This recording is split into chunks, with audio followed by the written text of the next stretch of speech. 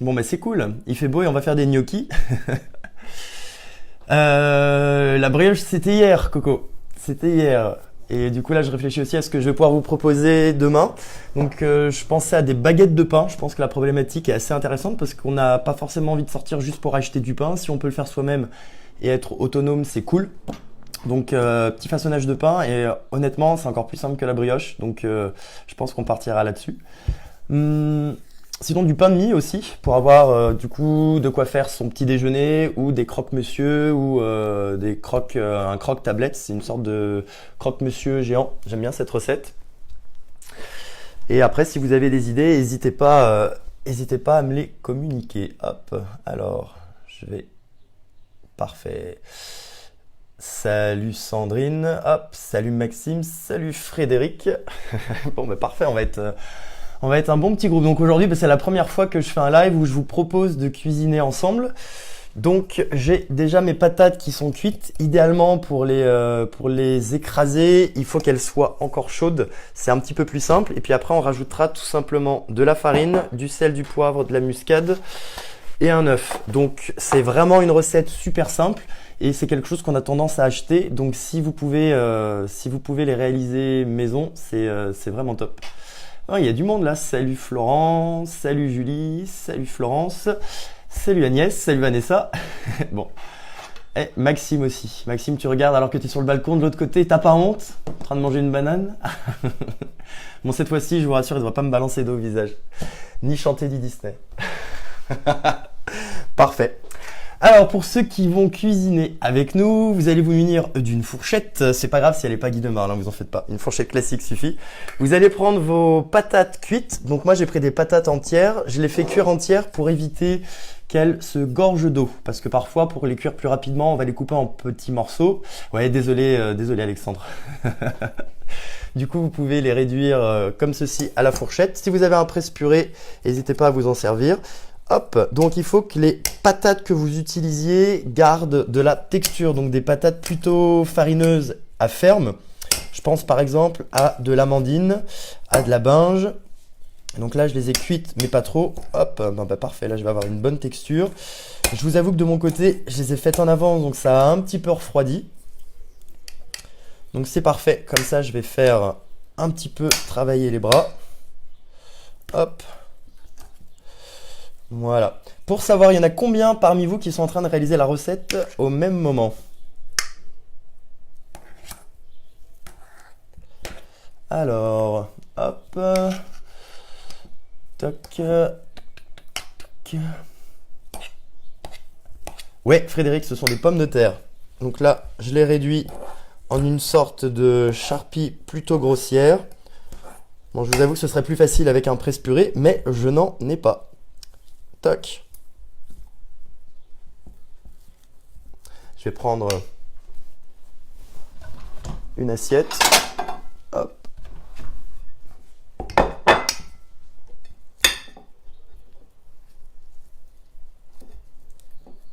Toc.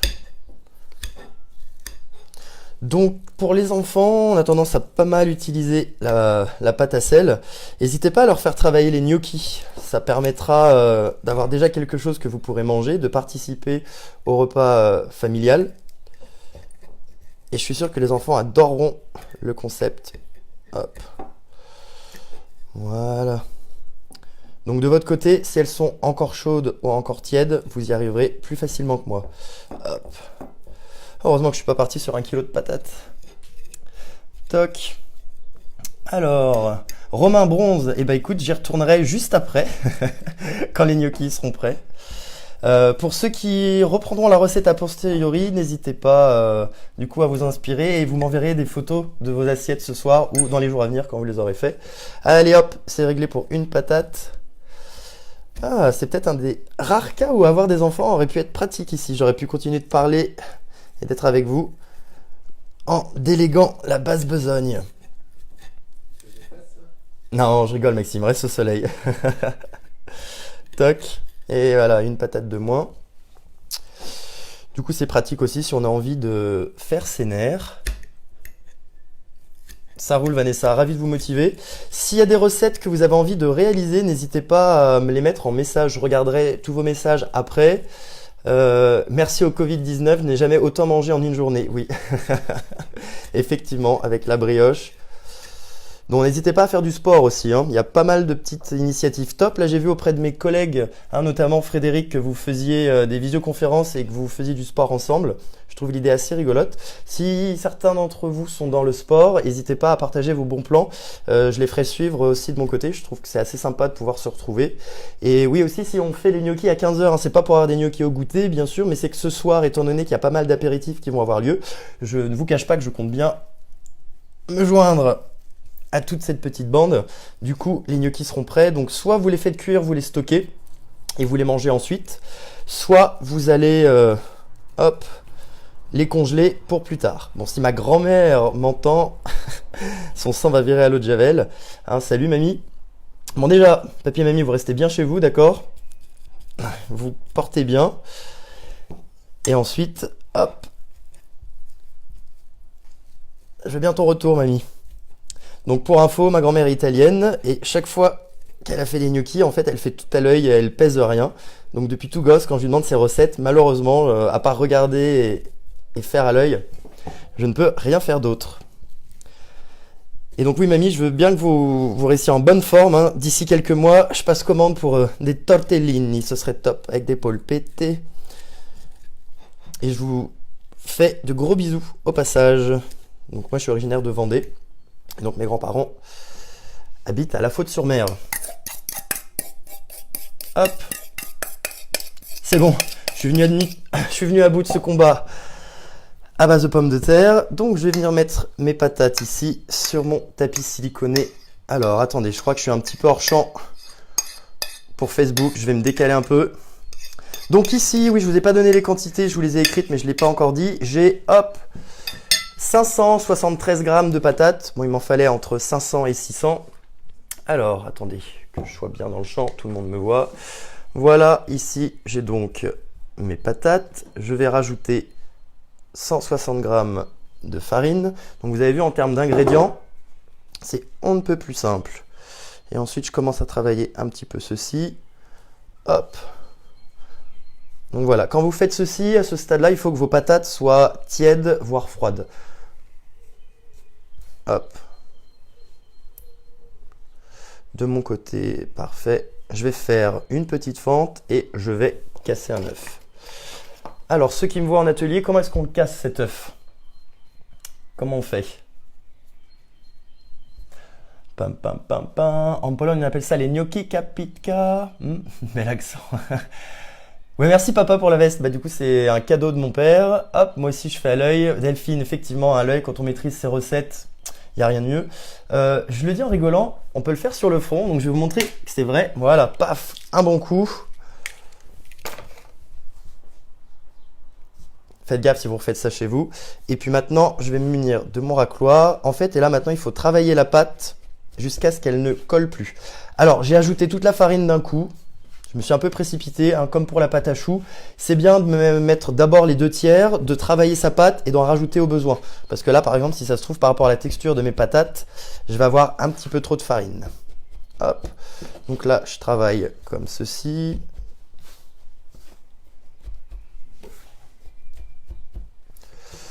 Hop. Donc en ce moment, on est pas mal sur une thématique de pâtes. J'aime bien ça, travailler les pâtes. Je trouve que c'est assez relaxant, reposant. Ça fait du bien. Hop. Alors, hop.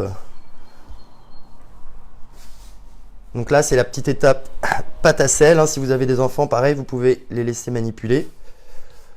Hop.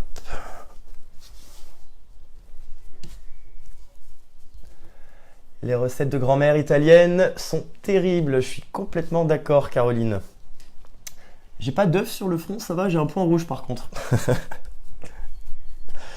Donc là, c'est parti, on travaille. Si jamais la pâte restait un petit peu trop collante, je pourrais toujours rajouter un petit peu de farine. Hein. Là, parti comme c'est parti, je pense que ça va être le cas. Alors moi j'ai des gros morceaux de patates, donc encore une fois, si chez vous vous avez un presse-purée, n'hésitez pas à l'utiliser. Hop. Je rajoute un tout petit peu de farine. Hop. Oui, oui, reposant. Effectivement, si jamais la pâte était trop sèche, j'aurais pu rajouter un œuf. Là, c'est pas le cas. Donc voilà.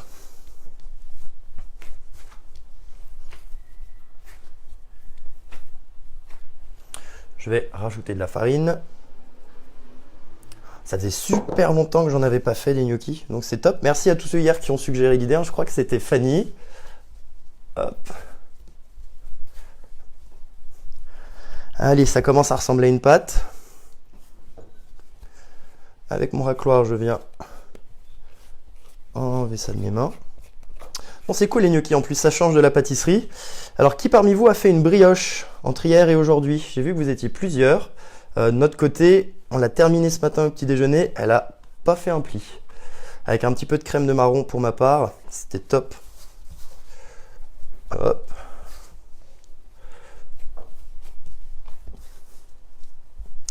Salut Bernard. Hop.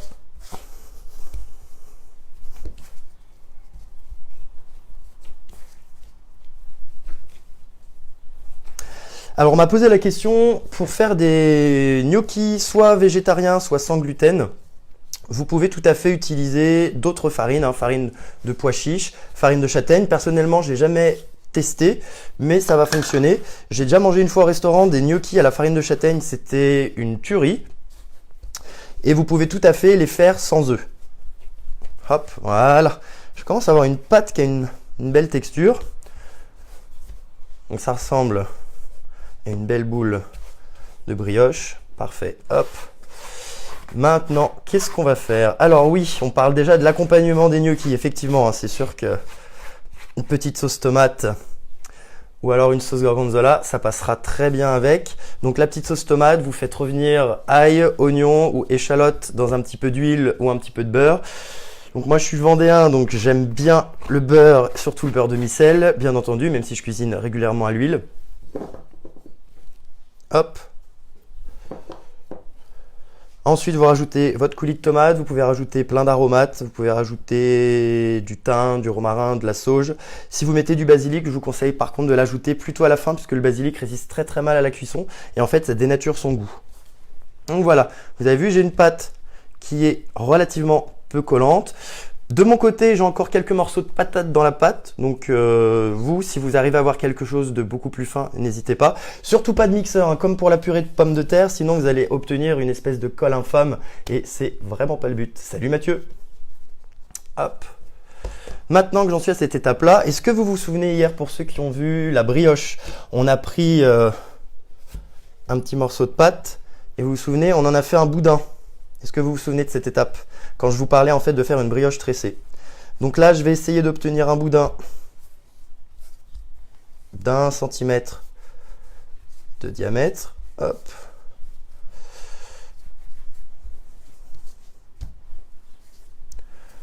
Donc vous mettez ici. Alors est-ce que tout le monde voit? Avec vos mains, vous remontez en allant légèrement vers l'extérieur. Hop. Donc de mon côté ici, j'ai quelques morceaux de patates qui ne me facilitent pas la tâche. Ce sera des gnocchis avec morceaux. Ah, j'ai le pot, pardon. Voilà. Hop. Vous savez, c'est comme pour les yaourts quand on a avec pulpe. Hop, le bol aussi est devant. Tac. Donc après, ce qui est cool en les faisant vous-même, c'est que vous allez d'une part pouvoir choisir la garniture et ensuite vous allez pouvoir choisir la taille des gnocchis que vous allez obtenir. Donc là, du coup, ça commence. Hop, je vais couper ça en deux. Et là, celui-là, je vais continuer de le réduire un petit peu. Ah, c'est très satisfaisant à faire. Tac. Voilà. On pourra s'amuser à faire un calcul d'économie aussi pour savoir combien est-ce que ça nous coûte. Là, par rapport à la recette, avec un demi-kilo de patates, un peu de farine, un œuf, la quantité qu'on obtient, on pourra peser ça. Hop. Et ensuite, ici, quand j'ai une taille satisfaisante, je viens tout simplement, hop, avec mon racloir, venir découper mon petit boudin. Et voilà. Et là, j'obtiens les gnocchis. Toc, si vous voulez être puriste, vous pouvez utiliser une fourchette et en fait vous allez, alors beaucoup le feront bien mieux que moi ce geste, surtout que j'ai tordu les pics de ma brosse à dents, de ma fourchette tout à l'heure en réduisant les patates en charpie. On vient appuyer ici, hop, et avec le pouce on appuie légèrement à l'intérieur aussi pour venir faire un petit creux, hop, et ça nous permet d'avoir le gnocchi. Hop. Ensuite moi je les mets sur un torchon légèrement fariné pour éviter qu'il colle au plan de travail. Bon après si vous voulez faire juste une petite encoche comme ceci, vous pouvez. Hop. Et là. Il y en a qui demandent la meilleure taille d'un bon gnocchi pour que ça ne soit pas trop relatif. Ah, alors ça c'est une bonne question, ça va varier. Mais en général, un gnocchi traditionnel, je dirais, c'est à cette taille-là. Vous avez vu à peu près la taille du bout de mon pouce. Alors après, selon la taille de votre pouce, ça va pas vous avancer énormément.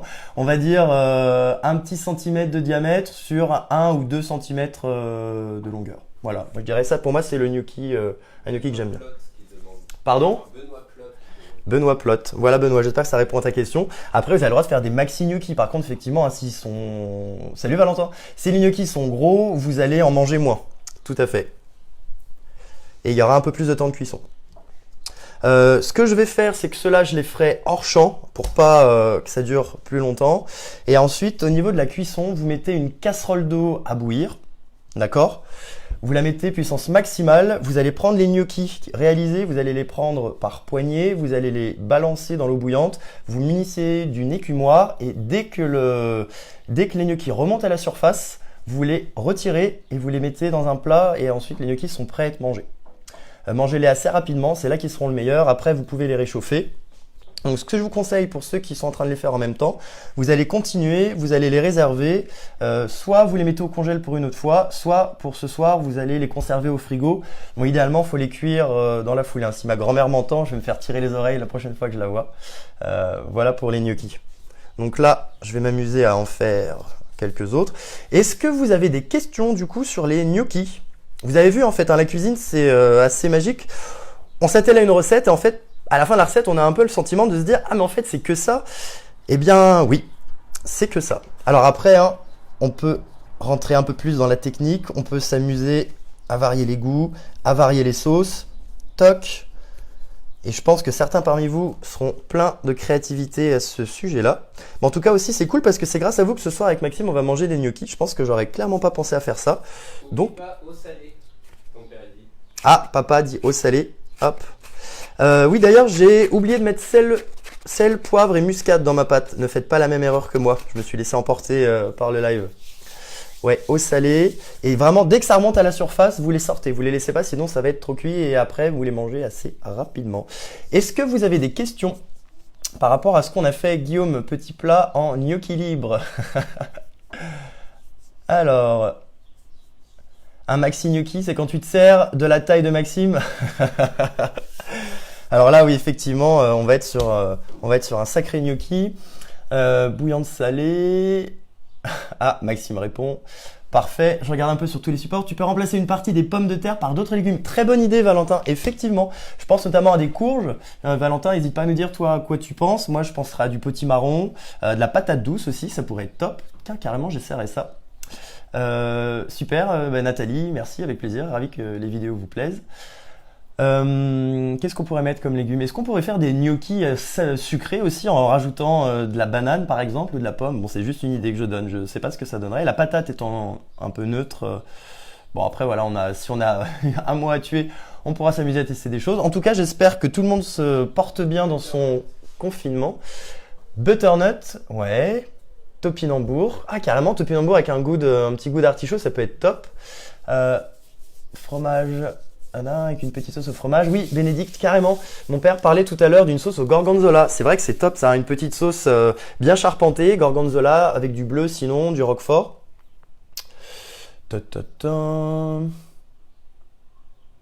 Avec des jeunes pousses d'épinards, carrément. Bon, mais je pense qu'on va se faire un concours tous ensemble de la plus belle assiette de gnocchi, une fois qu'elles seront réalisées. Hop. Et ensuite, vous pourrez poster ça en commentaire sur la vidéo. On a démarré il y a combien de temps? Il y a une vingtaine de minutes. Bon, bah c'est parfait. Pour les prochaines vidéos, est-ce qu'il y a des choses que vous aimeriez qu'on réalise ensemble? Est-ce qu'il y a des choses que vous aimeriez voir?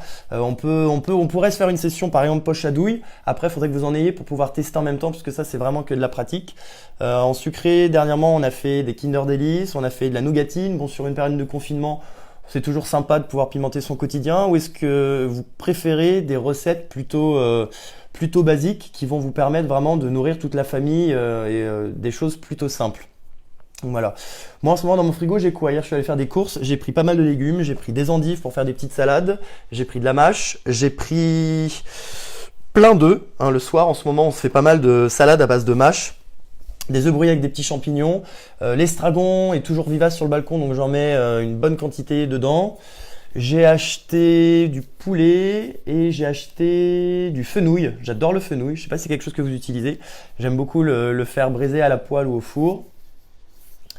Paf, paf, paf. Comment les conserver si on les mange pas tout de suite? Alors Sandrine, pour conserver les gnocchis, ils vont avoir tendance à absorber un petit peu de l'eau ou de la sauce. Enfin de la sauce que vous allez mettre autour. Vous les conservez au frigo et ensuite vous les réchauffez au micro-ondes. C'est un peu moins bon réchauffé, mais ça reste très bon, ça reste du fait maison. Alors la proportion de la sauce, mon père, donc un tiers de gorgonzola, un tiers de parmesan, une briquette de crème liquide avec beaucoup de poivre, on passe au mixeur plongeant. Nickel, donc une briquette, papa j'imagine que c'est 200 ml ou 200 grammes carrément. Ça vous fait une petite sauce maison toute simple, encore plus simple que la sauce tomate. Merci pour la recette, carrément. Vous m'enverrez des photos, toc toc toc, des gratins. Ah ouais, un gratin gratin gnocchi, c'est faisable. Il y en a qui mangent bien. Ouais, j'avoue en ce moment on n'est pas à se plaindre ici en termes de nourriture. Et surtout qu'avec le temps qu'on a, temps extérieur aussi bien que temps duré, on a de quoi faire. Donc voilà, vous avez vu, c'est tout simple. Et moi qui suis quand même pas l'expert pour faire deux choses à la fois, réussir à parler et cuisiner en même temps, je suis assez fan. Je pense d'ici une semaine, je devrais réussir à faire 3 choses à la fois. Ça, c'est mon petit défi perso. Parfait. Bon, bah écoutez, je vais vous laisser. Est-ce qu'on peut aussi les pouler? Ouais, carrément, vous pouvez les pouler. Vous les pouler avec un petit peu d'huile, un petit peu de beurre, voilà. Merci, j'adore cette sauce, Papa Guillaume. Top. Bon, mais content de créer du lien malgré ce confinement. Et puis, dans un autre cadre, si vous voulez qu'on se retrouve en live pour un apéro ce soir, je sais pas sous quel format, je sais pas qui a prévu quoi, mais c'est avec plaisir. J'ai de la DSP et j'ai du martini au frigo. Voilà. En tout cas, je pense bien à vous. Je vous dis à très vite pour des prochains lives. Et je vais regarder tous vos commentaires ensuite à tête reposée. Et moi, je vais aller m'occuper de ces gnocchis que je vais aller réserver au frais. Et j'ai encore un petit peu de taf que je vous épargne hors caméra. Allez, je vous laisse et à la prochaine. Salut!